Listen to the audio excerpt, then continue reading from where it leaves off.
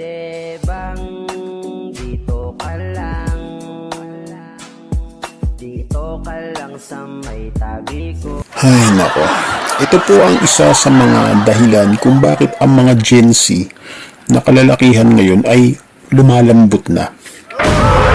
Sila po ay nagiging soft male na.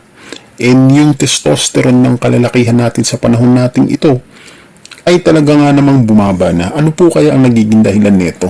Well, marami pong dahilan at factors, pero po gusto ko pong iparating sa inyo na ang mga traditional na kalalakihan kasi ng panahon ng ating lolo, sila po mga matataas pa yung testosterone. They possess characteristic of being a strong and reliable man. Pero po, ito pong nangyayari sa ating kabataan at Gen Z na kalalakihan, instead po na mag-invest sila sa self-improvement and to continue the tradition of a strong, reliable, real man, right? Hindi po, nag-i-invest po sila sa madali ang admiration ng mga tao. Gusto po nila ng madali ang admiration ng mga tao kaysa po paghirapan ng kanilang value. Sa paano pong paraan magpa-cute sa social media? Naniniwala po sila na kapag binabaha po sila ng mga atensyon ng mga babae, dahil lang sa medyo may itsura sila, nasa top of the world na po sila at ito na po yung dumedefine ng kanilang pagkalalaki, ng kanilang desirability. Mali po ito. Kaya po sa Gen Z ngayon, marami pong mga soft male. Marami po ang mga kabataan natin na binata na sila, hindi pa nila nade-develop yung kanilang real man characteristic. Right? Especially maturity. Bakit po? Maybe isa po ito sa mga magandang dahilan kung bakit po mabagal mag-mature ang ating mga kabataan ngayon, Gen Z. Bakit po? Ito po ay dahil instead na ang hinahasa nila sa sarili nila is yung pagiging characteristic ng isang reliable and strong male. Hindi lang po physical, kundi kung paano mo i-manage ang iyong time, kung paano ka makisalamuha sa iba, kung paano mo hawakan ang iyong masculine frame, right? Kung paano ka makisama, kung paano ka mag-lead ng tao, kung paano ka mag-ayos ng mga organized event, at lahat pa ng aspeto. Hindi na po nila masyadong pinagtutuunan to ng pansin. Gusto po nila yung instant na attention ng tao at ng babae. Puro sila sa mga pagpapakyut sa mukha. Pinababayaan po nila yung aspeto na kung saan yun yung tunay na buhay. Kasi life is survival and procreation. Right? Walang problema po kung sa babae. Bakit po? Sa babae po is ganda po at mukha talagang asset. Nga lang nga, ang downside, mayroon po yung limitation. May time frame po yan. Hindi po nila yan possessed habang buhay. Sa lalaki po, hindi lang po mukha ang titignan sa'yo.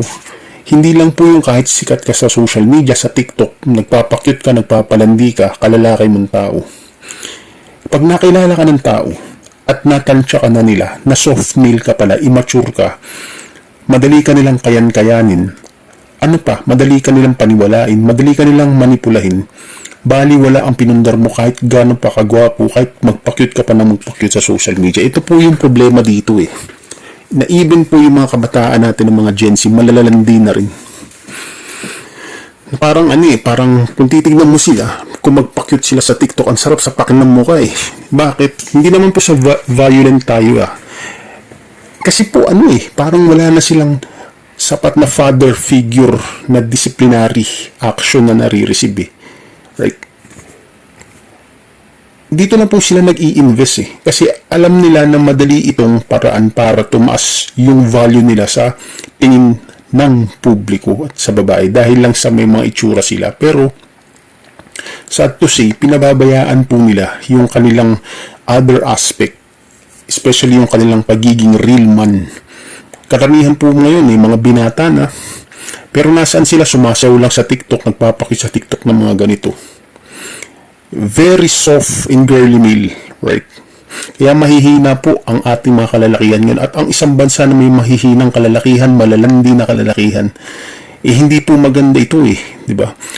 Sa future, paano pa tayo magkakaroon ng mga lalaki na reliable, lalaki na mga matured. Kung ganito sa Gen Z, puro mga immature, puro pagpapakyut, mga ganito ang nauuso ngayon. Kasi alam nila, ito yung pinakamadaling paraan para gawa sila ng value sa publiko. Mukha lang ang pinangpupuhunan nila. Mali po ito. After sa social media, kapag nasa tunay na buhay ka na, nasa actual, doon ka na masusubukan eh. Right? So, para lang yung buhangin sa dagat na kung mukha lang ang iyong puhunan, para ka lang katulad ng buhangin sa dagat na pagka dumating yung napakalakas na hampas ng alon, guguho yan kahit gaano pa kataas yung buhangin na kastilyo na yan. Parang ganun lang din siya.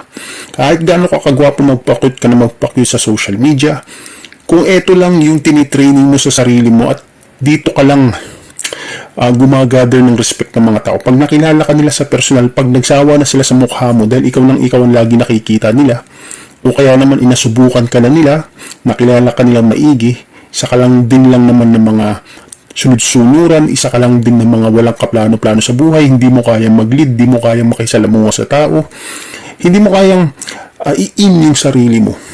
Ano pa, madali ka mapasunod ng babae, inuutos-utusan ka lang, lahat ng sabihin sa'yo ng mga tao, tanggap ka lang ng tanggap, kahit may punto ka, hindi ka marunong sumagot. Hindi ka isang real man, kahit pagano ka kagwapo. Sad to say na napakalungkot po na ito po yung mentality ng mga kabataang lalaki natin ngayon. Kaya, anong nangyayari? Biruin mo lahat ng mga gwapo, may napansin ka pang gwapo na real man. May napansin kang gwapo na madalas bibihira yun eh. Minsan yung kahit hindi average lang itsura, pero nag-i-invest sila doon sa personality nila. Nag-i-invest po sila sa mga traits and characteristic and behavior nila, dine-develop nila. Minsan yun pa yung respetado kaysa doon sa gwapo eh. So, going back po dito sa ating topic, wala eh. Diba? Hindi mo madidevelop yung pagiging real man and fully grown, matured, and responsible, and reliable characteristic of male. Kung ganito ka, nasa TikTok ka, nagpapakyut ka lang. Di po ako nangingialam dito, pero sana naman po, napaparealize ko po sa inyo na hindi po dito makukuha ang iyong value. Pinaghihirapan ang value natin ng mga lalaki. Dinedevelop po ang value natin mga lalaki sa pagdaan ng panahon. Hindi siya kagaya ng babae na tutulad din tayo, magpapanarcissist ka, magpapakyut ka. Hindi eh. Alright. Sana po, marami po ako naparealize sa inyo. At nang sa ganun, makatulong din po na ano ba ang mga kailangan iwasan sa mga kailangan gawin. Alright. Ako po ay isang life coach at red pill coach at the same time. Nagpapaalala po sa inyo na panatilihin po natin ang isang bansa, ang isang society na may mga real man, na mayroong mga karakteristik ng pagiging reliable male. Hindi po yung ganito. Pati po sa panahon natin ngayon, mga Gen Z, puro mga narcissist, puro mga soft male, puro malalandi. Wala ka na makitang, yung testosterone ngayon bumaba na. Hindi na tayo kagaya ng mga panahon ng lola natin, mga lolo natin, ng mga talagang macho pa, real man pa. Alright? Ngayon wala na. Puro na mukha, puro nakalandian, puro na pagpapakyut. Kaya ito lang po, brothers and sisters, maraming pong salamat sa inyong maikling pakikinig. Kung nagustuhan mo ang episode na ito at ang mga ganitong topic, pakihit naman po yung follow button. Support us here in TikTok Podcast sa ating po palatuntunang The Red Pill PH. Hanggang sa muli, brothers and sisters, makita-kita po tayo sa susunod na episode ng The Red Pill PH.